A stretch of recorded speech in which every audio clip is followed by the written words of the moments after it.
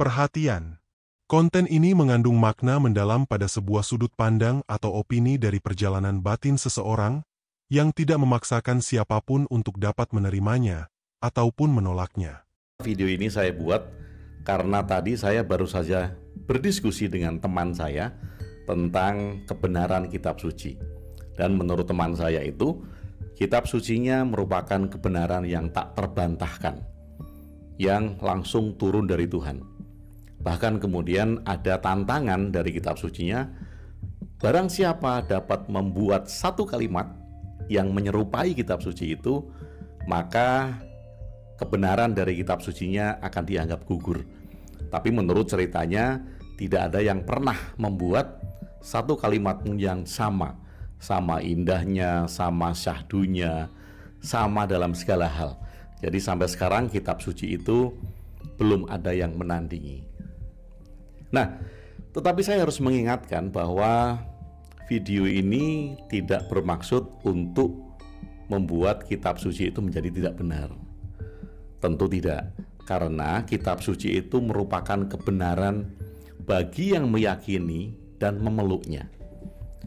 Jadi siapapun kita, ketika kita memeluk satu keyakinan, sudah tentu kitab suci itu merupakan kebenaran dalam keyakinan tersebut. Kitab suci itu merupakan sebuah petunjuk yang paling benar, sebuah petunjuk langsung dari Tuhan, sesuai dengan keyakinan apa yang dipeluk di dalam kitab suci itu. Nah, saya tidak akan membicarakan dari sisi tersebut, karena itu adalah keyakinan mutlak. Keyakinan itu adalah apa yang Anda yakini benar, dan itu mutlak. Yang akan saya bicarakan adalah tentang pembandingan. Apakah kitab suci yang satu bisa dibandingkan dengan kitab suci yang lain? Kemudian bisa dicari mana yang benar dan mana yang salah, mana kitab suci yang bohong dan mana kitab suci yang benar-benar dari Tuhan. Apakah bisa kita bandingkan seperti itu? Nah, sahabat Bahtera, saya akan bercerita sedikit tentang seorang penyair. Ini cerita karangan saya ya. Sahibul Hikayat. Ada seorang penyair yang pandai membuat syair. Kemudian karena syairnya sangat indah, maka dia mengatakan ini adalah petunjuk dari Tuhan. Tuhan memberikan petunjuk kepadaku untuk merangkai kata-kata yang indah. Lalu ada penyair yang lain yang tidak percaya bahwa itu adalah syair petunjuk langsung dari Tuhan. Gak percaya itu adalah syair-syairmu. Aku gak percaya kalau itu adalah syair dari Tuhan. Kemudian sang penyair tadi bilang kepada penyair lainnya, kalau begitu coba kamu buat syair untuk menandingi syairku. Kemudian penyair yang tadi, dia membuat syair, kemudian dia bersyair, dia melakukan syair-syairnya. Apa yang terjadi? Yang terjadi, penyair yang satu mengatakan bahwa syairmu tidak seotentik syairku, syairmu tidak seindah syairku, syairmu tidak mengandung lagu-lagu seperti syairku. Nah, sahabat Bahtera, di sini kita bisa belajar bahwa apabila kita akan membandingkan dua hal, apapun itu, karena kita membandingkan, tentu ada tolak ukur yang kita gunakan untuk perbandingan tersebut. Apa tolak ukurnya? Kalau dua kitab suci akan kita bandingkan, tolak ukurnya apa? Kalau kemudian yang dicari adalah kebenaran dari Tuhan, Tuhan yang menurunkan langsung kitab suci itu, lalu ada dua kitab suci yang dibandingkan mana yang diturunkan langsung dari Tuhan dan mana yang tidak, tolak ukurnya apa? Kalau kita mengatakan bahwa tolak ukurnya adalah Tuhanku yang berfirman, maka ini adalah tolak ukur objektif, karena yang menilai hanya dari salah satu sisi yang mempunyai kitab suci itu. Nah, kalau kemudian saya bandingkan demikian, saya punya dua gelas air. Yang satu adalah air layak minum, yang satu kemudian diakui juga air layak minum. Dan ini akan kita bandingkan. mana yang benar-benar air layak minum. Nah, tentu kita tidak bisa menggunakan tolak ukur salah satunya. Saya tidak bisa menggunakan tolak ukur dari gelas A atau gelas B. Saya harus menggunakan tolak ukur yang benar-benar netral. Misalnya, tolak ukurnya adalah pH air, keasaman air, sifat basa air, kemudian pengukuran dari bakteri-bakteri yang ada, kemudian kejernihan air, kemudian bau air. Ini kan tolak ukur yang ada di tengah. Tolak ukur yang kemudian dibuat karena untuk membandingkan dua hal agar menjadi standar pengukuran. Maka dari tolak ukur itu dapat diambil kesimpulan mana air yang layak minum.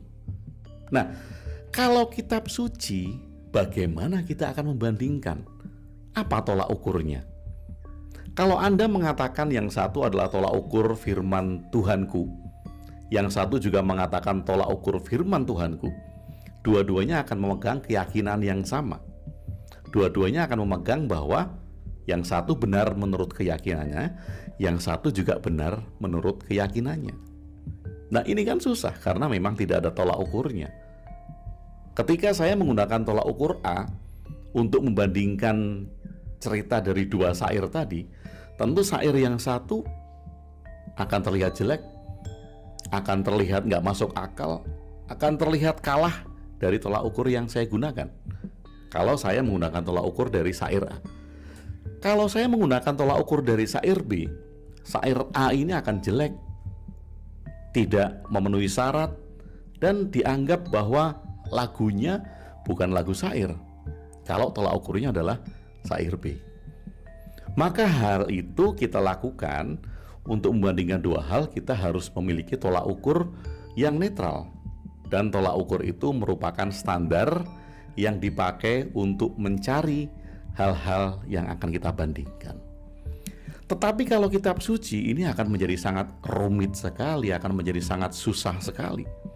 Karena yang kita bandingkan adalah keyakinan. Keyakinan ini nggak bisa dibandingkan. Keyakinan A itu benar menurut pemeluk keyakinan A. Keyakinan B itu benar menurut pemeluk keyakinan B. Kitab suci A juga benar menurut pemeluk keyakinan kitab suci A. Kitab suci B juga benar menurut keyakinan pemeluk kitab suci B. Jadi apa yang mau kita bandingkan? Gak ada sebetulnya. Karena ini adalah keyakinan. Keyakinan tidak bisa dibandingkan. Nah, kembali ke penyair tadi. Setiap penyair itu akan unik sesuai dengan keotentikan dirinya sendiri. Jadi setiap penyair tidak akan bisa dibandingkan. Saya menulis buku juga tidak bisa dibandingkan dengan penulis yang lain.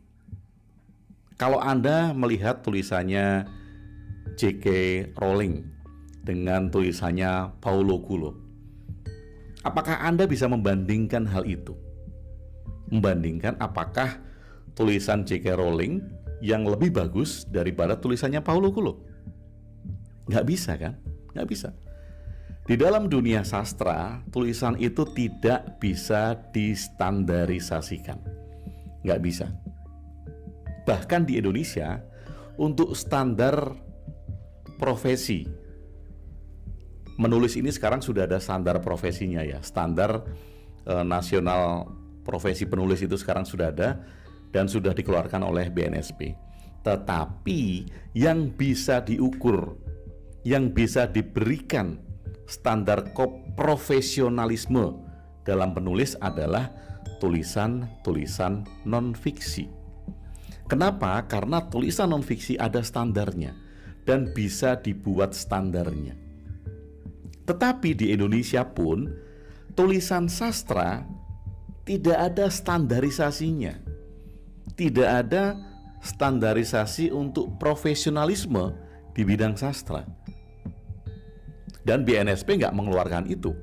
BNSP hanya mengeluarkan standar profesi nasional untuk penulis non-fiksi. Kenapa? Karena sastra itu adalah sangat objektif sekali. sangat objektif. Yang satu orang bisa suka, yang satu orang lagi nggak suka. Sastra ini masalah like and dislike. Saya suka dengan gaya penulisan penulis A. Orang lain mungkin suka dengan gaya penulisan penulis B. Orang lain lagi suka dengan penulis yang lain. Jadi kalau sastra, masalahnya bukan bagus dan nggak bagus. Masalahnya adalah suka dan nggak suka. Masing-masing orang penulis mempunyai gaya sendiri-sendiri, mempunyai style sendiri-sendiri, dan itu tidak bisa dibandingkan. Ada penulis sastra buku fiksi ya, yang kemudian tulisannya sangat vulgar sekali. Sangat vulgar sekali. Kalau dulu mungkin kita mengenal tulisan-tulisan zaman dulu itu, ada Eni Ero gitu. Tapi yang suka banyak kan? Apakah itu standar bagus? Enggak. Tapi kenapa disukai oleh orang banyak? Ya karena tulisan-tulisan fiksi itu adalah like and dislike. Nah, kalau demikian, bagaimana baiknya atau sikap kita ketika ada orang yang akan membandingkan kitab suci? Dan ini banyak sekali di YouTube. Ada kelompok satu yang kemudian membandingkan kitab sucinya dengan kelompok yang lain, mencari kesalahan, celah-celah apa yang disebut sebagai kebohongan kitab suci, kesalahan kitab suci, hanya untuk membuktikan bahwa kitab suci itu yang dibandingkan ini tidak berasal dari Tuhan. Kemudian dibandingkan kitab suci yang lain adalah kitab suci buatan manusia. Nah, yang satu ingin membuktikan bahwa kitab suci yang dianutnya merupakan kitab suci pemberian Tuhan.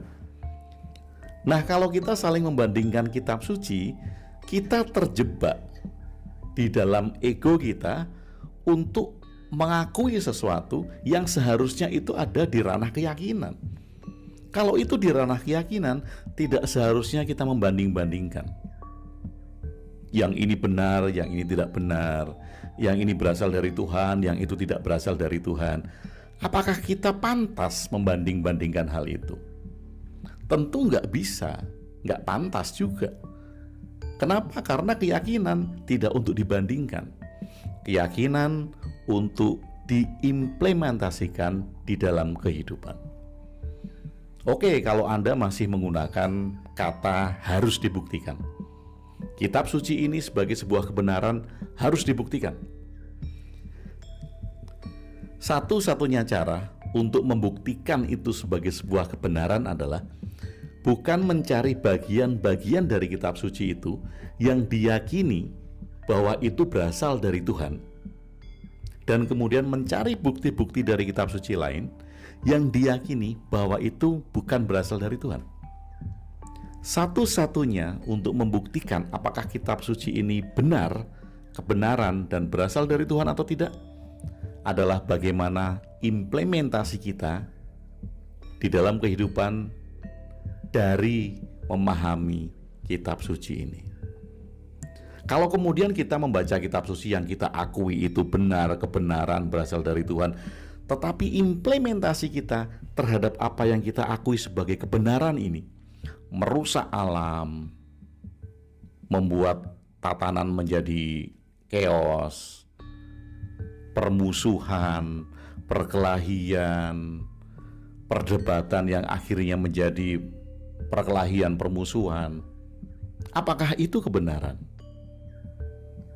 Kalau kemudian kita meyakini sebagai kebenaran kitab suci ini yang datang dari Tuhan, dan implementasi kita adalah menjaga lingkungan, melestarikan alam semesta, saling menghormati, gotong royong, kasih sayang, ini adalah implementasi. Jadi kalau kita hanya bicara tentang kitab suci ini benar, kitab suci itu salah, kitab suci ini berasal dari kebenaran, kitab suci ini berasal dari manusia, kitab suci ini dibuktikan karena benar, kitab suci ini tidak dibuktikan karena tidak benar. Kebenaran hanya menjadi sebuah konsep, dan Anda yang saling mempertentangkan tentang kitab suci mana yang benar dan mana yang tidak hanya berdebat tentang konsep kebenaran. Kalau kemudian kita berdebat tentang konsep kebenaran, tentu masing-masing merasa benar. Konsep A yang diyakini dalam kebenaran ajarannya itu adalah mutlak benar bagi yang meyakini.